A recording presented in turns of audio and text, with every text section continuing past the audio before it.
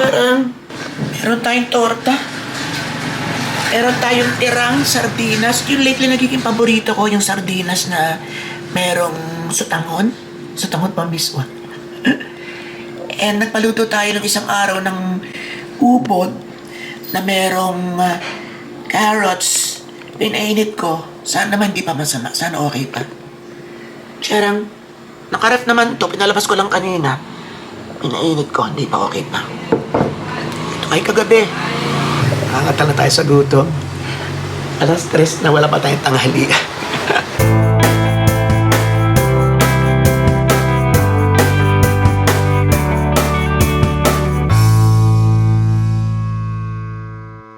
Ayan, tapos meron din tayong atsara. Mustasa, ayan. Binuro ito ni Boknoy, ang sarap. Gaganahan tayong kumain. Kain na tayo. Tayo magkikwentuhan ngayon tungkol sa kumikita baga at nagkakagulo ang mga vloggers at mga content creators sa Facebook, sa mga reels at kung saan-saan pa. Mas malaki nga ba kinikita rito kung bakit naglalayuan sa YouTube? Tama ba ang desisyon nila? Huwag po kayo magkakakalas. Pag-uusapan natin to.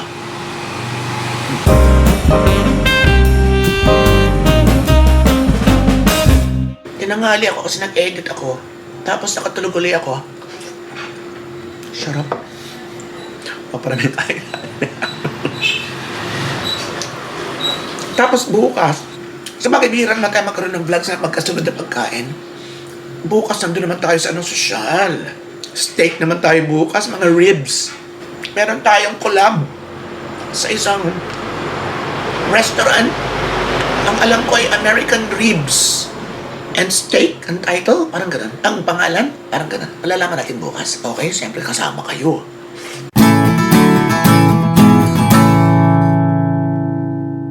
Ito sigurado mapaparami tayo ng kain.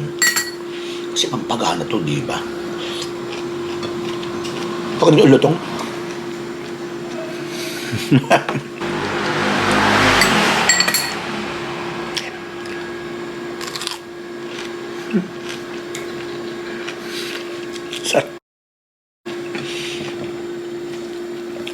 Ang sarap.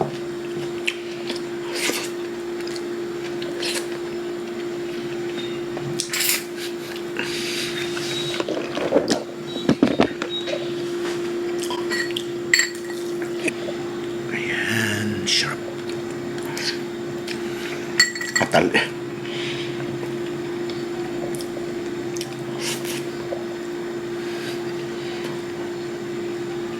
At syempre, ang ating ubod. Tayo na lang makakain ito. Umiiwas na ako sa taba, akala nyo lang hindi. Paano ba kumita sa Facebook? Siyempre alam na natin. Kailangan meron ko ng kukulang statistics para ma-qualify.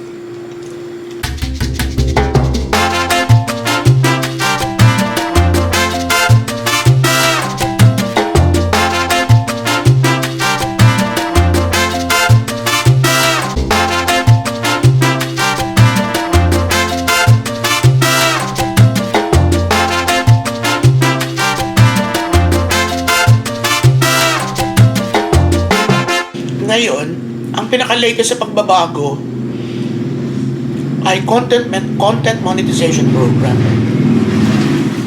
Sama-sama na doon lahat. Kumikita na ngayon sa hindi lang sa reels or sa vlogs or videos, long videos, kundi maging sa picture. Ha? Ay oo, kainaman talaga itong si Facebook. Meron.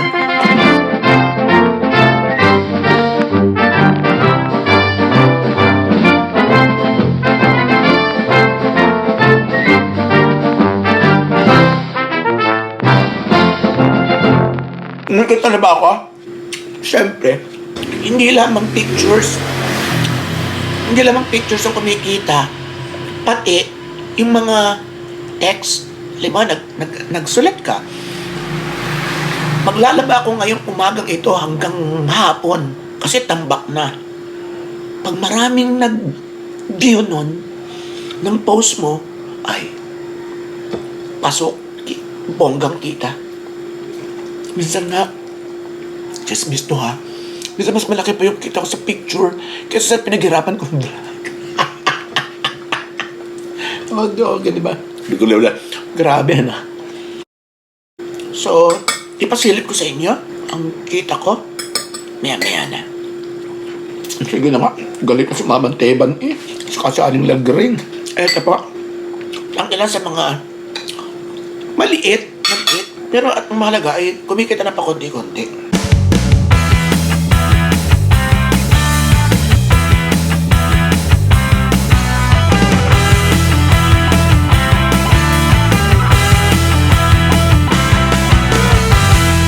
Sa akin lang. Kaya ung-ung tayo, ung-ung. Sa inyo kay ung-ung din, garne.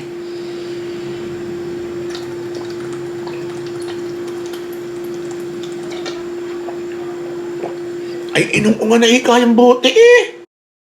Marami nagreklamo sa Facebook because meron ng millions of views. Ang kinikita, 4.5 or 2.5 or 1.5. Hindi kagaya sa YouTube. Ipag-compare natin kung bakit hindi ko iniiwan ng YouTube. At kung bakit yung iba mga umalis at nag-concentrate sa Facebook, ay gusto nang bumalik ngayon sa YouTube na nahihirapan naman bumalik because, aminin na natin, it's more difficult to please subscribers and viewers na suportahan ang channel mo. O panoorin ang video mo.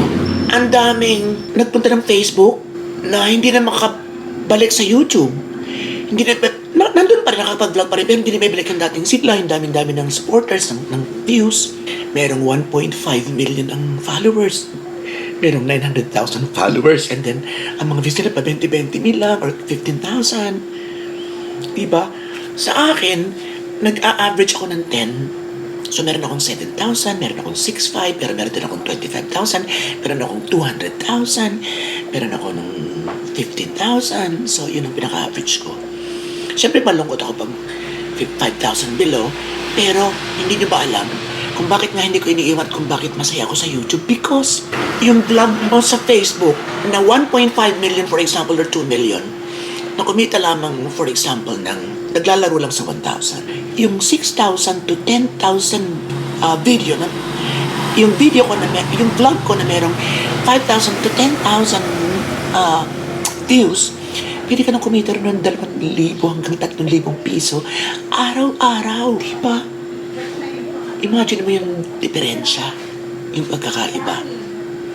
So, bigyan ko pa kayo ng hindi ko na isa-isahin, basta i-flash ko na lang para meron kayong idea ng mga kitaan sa Facebook at sa YouTube base sa aking personal na karanasan. Let's go.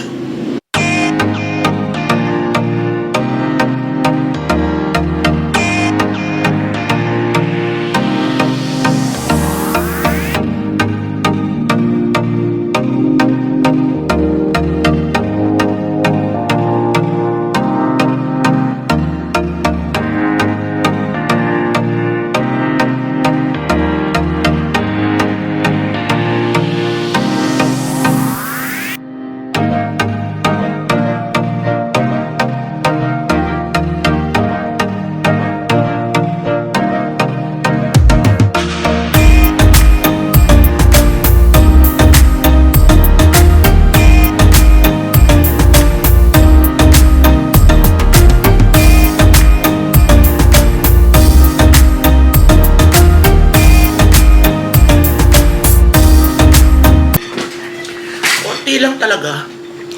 Sabi lang na bumulos ng konti. Tak-tak na natin to.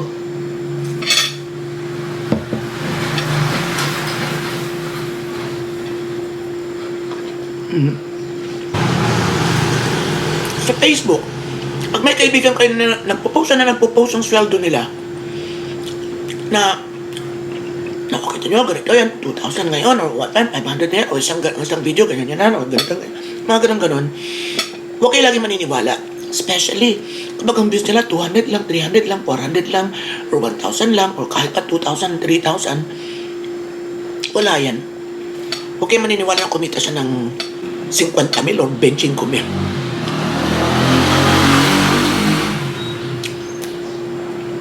Pero na kayong batayan, di ba?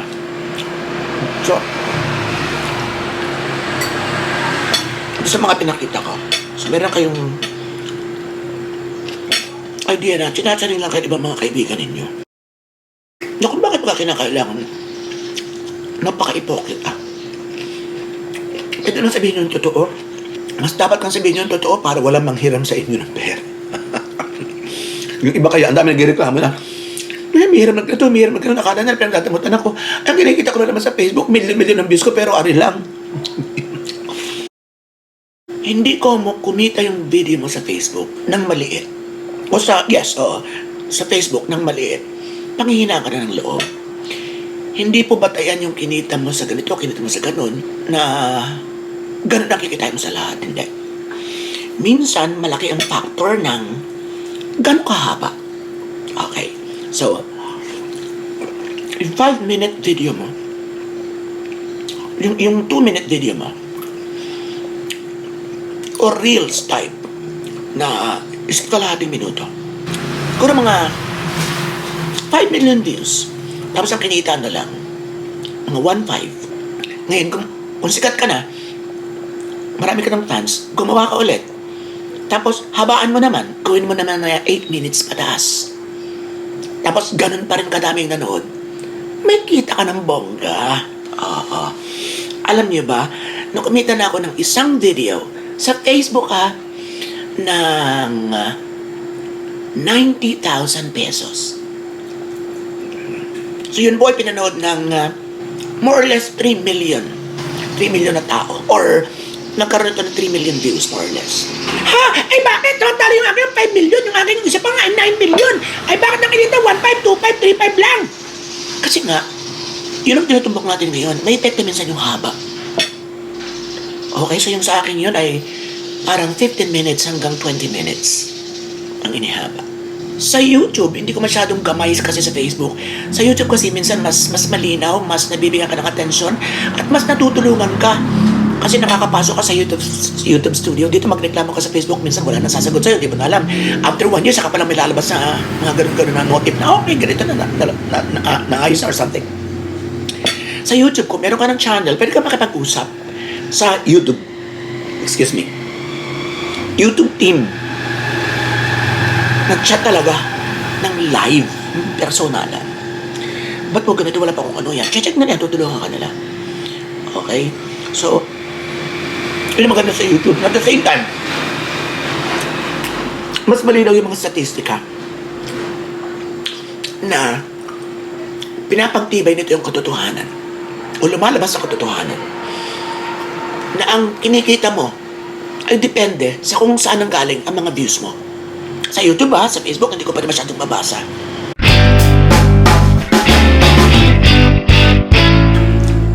Now, kung gagawa ka naman ng video maya, so yung mga 50 cents na kinikita mo, 50 cents or 40 cents or 25 cents sa bawat video or bawat post, pag pinagsama-sama naman at naipon, ay di ayos din. Okay? So gawa lang ng gawa. Ang gawin kasi natin, lalo pa kung mga baguhan, huwag muna yung kita nga ito, bakit iisipin nyo lagi-lagi. Okay? Yung iba kasi naiinggit, na ba't yung kaibigan ko kumikita na ang lalakas ng video niya, ang lalakas ng ganda ng post niya, ganun. Mga ining mga tutoy. Yan yung mabuti. Yan yung mabuti. Kung kaya ng mga video at mga post ay nakaw, video ng iba, tapos i-download niya, pangalan niya na ang nakalagay, ang palalabasin niya ngayon sa kanya lang galing. Di walang pasasalamat, di walang niya-niho. Tapos pag nagko-comment pa sila, wow, 4 million na to! Wow! Na wow! 250,000 na nanood! Yay! Wow, maraming salamat po sa inyo! Wow! 2.5 million na! Thank you po sa inyong lahat! Wow! Kapal ng mukha. Diba? So pag naman sinabihin mo, ay, hindi naman po inyong video yan, ba't po kayo tuwan-tuwa? Ay, ikaw pa kontrabida. Diba? Ibablock ka pa. So, hindi naiisip ng iba yon na pero sila mga ninanakawang mga vloggers na sisikat din, namumuhunan, nagpapakapagod. Tapos sila gigising lang and then download, upload, and then maghihintay na lang ng kita. Ayan. Lalo na kung yung mga video wala pang yung hindi pa pwedeng i-hold ng may-ari dahil wala pa siyang rights manager, hindi pa niya makokontrol. Kasi pag may rights manager ka na sa Facebook, yun makikita ka na or something. Yung, gamitin man nila sa iyo, punta lang kita. Ako meron na tayo sa Facebook.